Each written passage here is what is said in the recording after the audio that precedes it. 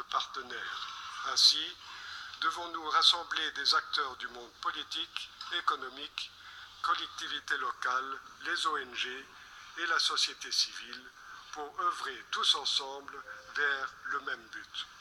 Pour ce qui est de la solidarité, l'autre élément au cœur de l'accord de Paris, le Luxembourg assume également sa part avec une contribution financière de 120 millions d'euros répartie sur 7 ans au bénéfice des pays les plus pauvres et les plus vulnérables.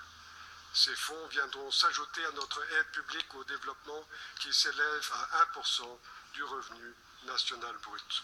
Ceux-ci seront consacrés à des projets concrets, tant dans le domaine de la mitigation et de l'adaptation que dans celui de la restauration et la gestion durable des forêts. Bien entendu, le financement public à lui seul ne saurait être suffisant. Un engagement plus appuyé du secteur privé est incontournable. Mon pays est en situation de mobiliser les acteurs qui opèrent sur sa place financière ouverte sur le monde. D'ores et déjà, le Luxembourg est reconnu comme promoteur de premier plan de la finance durable.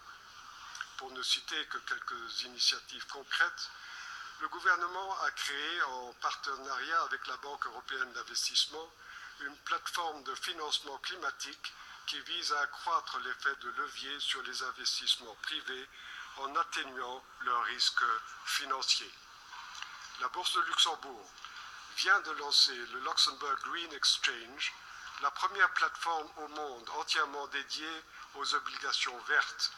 Et récemment, un fonds pour la gestion durable des forêts secondaires a été créé.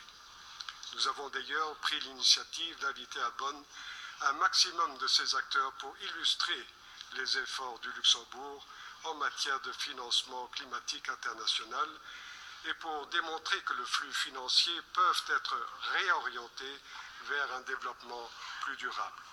Monsieur le Président, c'est dans l'engagement et la mise en œuvre de projets concrets que naîtront de nouvelles opportunités qui permettront enfin des avancées décisives en matière de lutte contre le réchauffement climatique.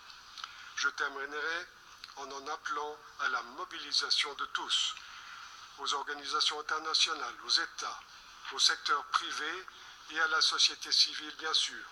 Mais n'oublions pas pour autant ce que chacun de nous, comme individu, peut également accomplir dans cette course contre la montre.